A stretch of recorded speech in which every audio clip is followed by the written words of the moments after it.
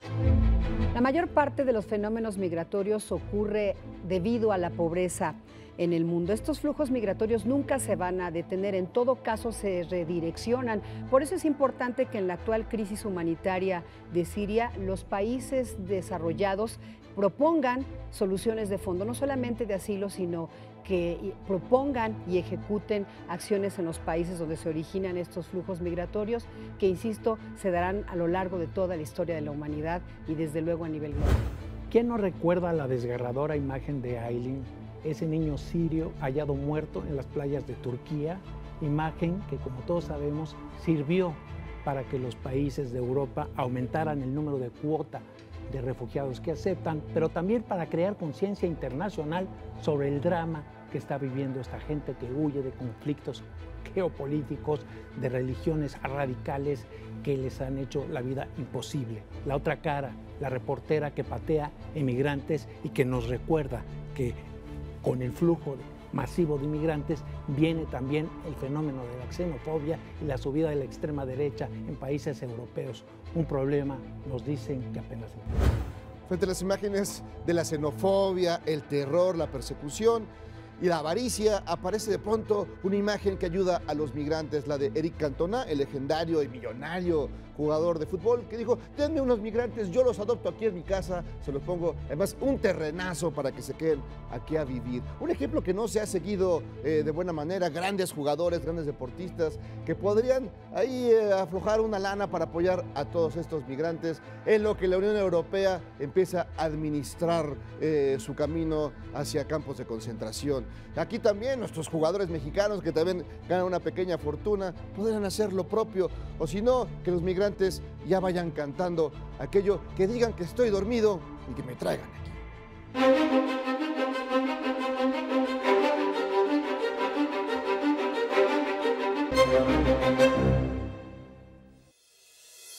A lo largo de la historia han existido fenómenos migratorios en todas las épocas y por diferentes motivos: persecuciones religiosas, conflictos políticos, desastres naturales. Recordemos, Jairo, el caso de Haití. Y bueno, ahora estamos viendo una crisis humanitaria más de estas que han ocurrido en todo el mundo y de la que no se salva ningún país. En el caso de Siria, que bueno, está, digamos que millones, 4 punto y fracción de personas están siendo pues, expulsadas de su país precisamente. Y bueno, hasta México ha estado involucrado y ya recibiendo a partir de esta semana alguno que otro sirio. Uno o dos. Uno o dos. Una generosidad que no se veía hace mucho tiempo, uno o dos sirios. Pero en realidad creo que estos fenómenos migratorios creo que representan lo mejor y lo peor de la humanidad. Es decir, una situación como la de Siria, un conflicto terrible, violencia superior, etcétera, que orilla a las familias, a la gente a escapar de su casa, de su territorio, y van buscando apoyo, ayuda, y no la encuentran. Lo que van encontrando, lo que hemos visto en los últimos meses, es una historia de terror. O sea, digamos, lo que hemos vivido en México con respecto a los migrantes centroamericanos, ¿no?, o que van hacia Estados Unidos, es espeluznante, Salvarcar y demás. Pero lo que hemos visto ahora no es mejor. Se supone que cruzaban territorios civilizados, la Unión Europea, la generosidad, ¿no?, la egalité, la fraternité, Voltaire, la igualdad, digamos, unos valores superiores, un mundo civilizado, y lo que se encuentran es que se topan con pared, y se encuentran con muros, y se encuentran con violencia y con muerte. La imagen del niño que dio la vuelta al mundo, ¿no? Muy dramática. Digo, el niño sirio. Sí, que fue lo que desata, ¿no?, un ambiente, bueno, menos hostil. Pero lo que vimos al pasar en Hungría, digo, parecía de verdad ¿qué es esto? De pronto parecían que estaban persiguiendo, no sé, los faraones a los judíos, y el mar Rojo no se abría. Sí, pero qué interesante que digas que esta imagen, este drama, Pancho, que dio la vuelta al mundo, el del niño, fue la que un poco movió quizá los medios de comunicación, porque este fenómeno de Siria, de la migración, tiene casi 5 años. De hecho, el año pasado el Wall Street Journal decía que algunos de una docena de sirios había llegado a México primero y que sumaban más o menos 100 los que estaban viniendo expulsados por distintos países, que por cierto la mayoría los han alojado Turquía, Líbano y Jordania, y muy poquitos en Europa. O sea, esto tiene 4 años y apenas parece que nos dimos cuenta. Sí, no, lo que pasa es que tiene 4 años, pero el 2015 es el año de la crisis, donde realmente llegan cientos de miles de refugiados, no solo de Siria, tú te referías a Siria, vienen de Afganistán, vienen de Irak, vienen de Eritrea, vienen los emigrantes que cruzan el Mediterráneo de África hacia países como España e Italia, que también son... Ese es un fenómeno que sí se había dado de manera terrible por años. Por motivos distintos. Ayer logró un acuerdo la Unión Europea de repartirse 120,000 refugiados. Hay países... hay países que tienen distintas políticas de acoger a los refugiados. Hay que destacar que el país que más se ha distinguido, el que más se ha abierto, ha sido Alemania. La canciller tiene incluso problemas internos. Nuestra madre, decía, nuestra madre. Sí, problemas internos por haberse abierto. Francia, Gran Bretaña, no Gran Bretaña, Suecia. Y hay países que se oponen radicalmente a estas medidas, que son Rumanía, Eslovaquia que no quiere recibir ni uno solo. Nada. Dice que mientras él sea, el primer ministro que dice que mientras él esté ahí, no va a recibir ni un musulmán en su territorio. Hungría y países como Grecia, que son la puerta de entrada hacia Europa, donde están concentrados ahora en este fenómeno que se ha multiplicado en el 2015, las puertas de entrada hacia Europa de todos estos países de Oriente Medio. Dices que son 120,000, ¿no? 120,000 los que acuerdo. El acuerdo. No, los que están... Sí, pero en cualquier caso, de cualquier manera, nada más imaginemos el flujo migratorio que hemos tenido de México a Estados Unidos, que hasta el 2010, más o menos 2012, eran 500,000 mexicanos, solo mexicanos a Estados Unidos. Ahorita ya son 250,000 más o menos, mitad y mitad los centroamericanos y los mexicanos, pero estás hablando por año y desde décadas para atrás. Pero estamos hablando de, Estela, de emigrantes que van a aceptar, que van a tener papeles y tal. Habrá otros muchísimos más que entrarán clandestinamente porque, como señalaban anteriormente, en el país pues no hay muros, ni bardas, ni púas, ni nada que te entren de forma legal. O sea, estos van a entrar completamente de forma legal. Son cuotas obligatorias que se fijó la Comunidad Europea para recibir y repartirse la carga que ahorita está concentrada. Tú hablabas de Hungría, está concentrada en Italia, Grecia y Hungría.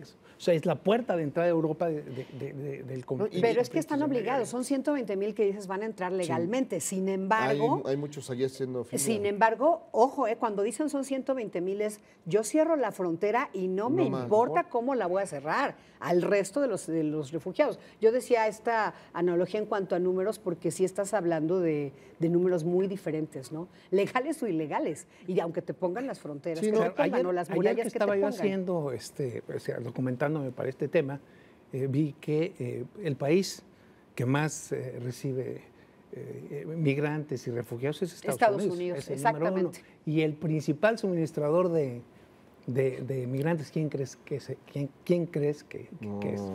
¿Acá la patria o qué?